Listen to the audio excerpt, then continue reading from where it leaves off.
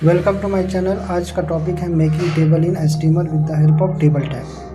तो ये बहुत ही अच्छा टॉपिक है। इस टॉपिक से हम लोग ये समझेंगे कि किस तरह से अगर आप एक वेब पेज में एक बॉक्स या टेबल डालना चाहते हैं तो कैसे डालोगे। ठीक है, तो चलिए देखिए यहाँ पर इस डायग्राम को पहले समझ लेते हैं। देखिए एक वेब पेज का आपको एक डायग्राम की तरह दिख रहा होगा। अब इस वेब पेज में क्या है कि एक टेबल है। अब इस टेबल में क्या है कि डेटा है, जैसे 1 2 3 एक डेटा होगा, उदित एक डेटा हो गया, पूजा एक डेटा हो गया, स्वाति।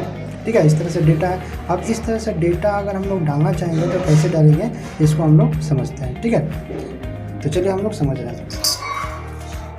चलिए कोडिंग को जानने से पहले ये भी जानना चाहेंगे कि अगर हम लोग कोई भी टेबल या बॉक्स बनाना चाहेंगे वेब पेज में तो टेबल टैग के द्वारा से बनाया जाता है। ठीक है, तो देखिए यहाँ सबसे पहले यहाँ पर प्रोग्राम स्टार्ट किया है HTML, फिर इसके बाद हेड दिया हुआ है, फिर टाइटल दिया हुआ है, इन्फॉर्मेशन उसको लिखा गया है, फिर टाइटल क्लोज कर दिया गया है। अब इसलिए लिखा गया है क्योंकि वेब पेज का जो टाइटल रहेगा वो इन्फॉर्मेशन रहेगा। फिर हेड को क्लोज कर दिया गया।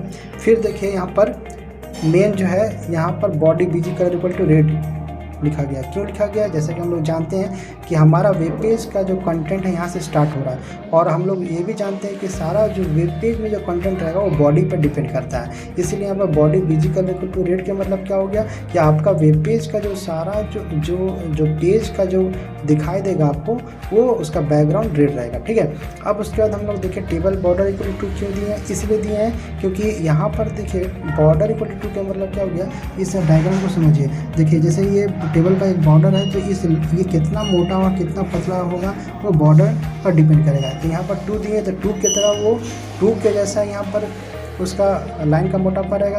फिर इसके बाद देखिए TR को स्टार्ट कर दिया गया। क्यों? क्योंकि यहाँ पर TR का मतलब होता है टेबल रो।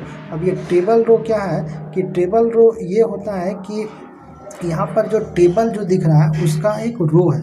ठीक है, तो यहाँ पर कितने रो है? तो यहाँ पर 3 रो है, तो 3 बार TR क्लोज करना होगा, 3 बार TR स्टार्ट करना होगा। तो यहाँ पर भी वही हुआ होगा क्योंकि यहाँ पर 3 रो है टेबल के अंदर, तो यहाँ TR को स्टार्ट कर दिया गया। फिर TD align equal to centre क्यों लिखा गया? उसका 1 यहाँ TD क्लोज क्यों किया गया? क्योंकि जैसा कि हम लोग जानते हैं कि डेटा मेरा 1 2 3 है, तो इसीलिए यहाँ पर देखो TR स्टार्ट कर दिया, फिर TD को अलाइन इक्वल टू सेंटर 1 दिया हुआ। अब अलाइन इक्वल टू सेंटर का मतलब क्या होगा? अलाइन इक्वल टू सेंटर का मतलब ये हो गया कि आपका जो डेटा जो रहेगा वो बीच में रहेगा। अगर इस बॉक्स के अंदर जो शेप जो दिख रहा है ये बीच में है तो इसका मतलब यहाँ पर क्या हो गया? यहाँ पर ये हो गया कि ये जो डेटा जो है वो बीच में है, तो इसलिए अलाइन इक्वल टू सेंटर देते हैं। अब उसी तरह अगर हम लोग बात करेंगे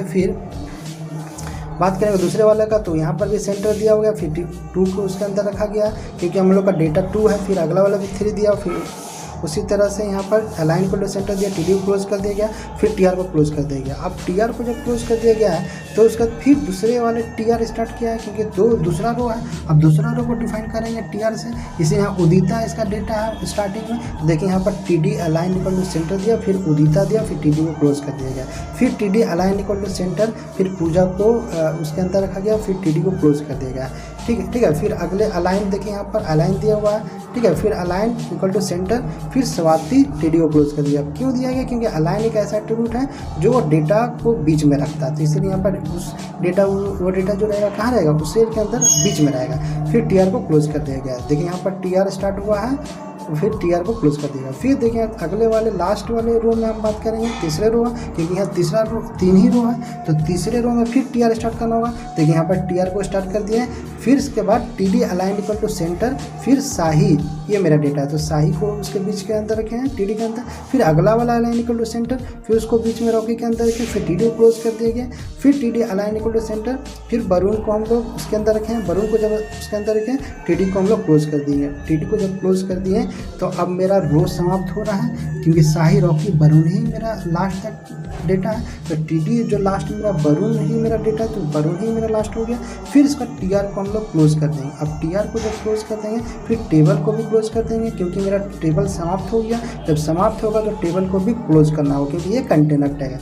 फिर इसके बाद हम लोग बॉडी को क्लोज कर देंगे। क्यों करेंगे? जैसा कि हम लोग जानते हैं कि हमारा वेब पेज का लास्ट कंटेंट जो है वो टेबल ही है मेरा, इसलिए बॉडी क्लोज कर देंगे। फिर HTML को क्लोज कर देंगे। अब HTML क्लोज करने के बाद फाइल को प्रोग्राम को सेव करेंगे और फाइल का नाम देंगे .html देते हुए। फिर इसके बाद इसको जब रन करेंगे तो इस तरह से दिखेगा। ठीक है।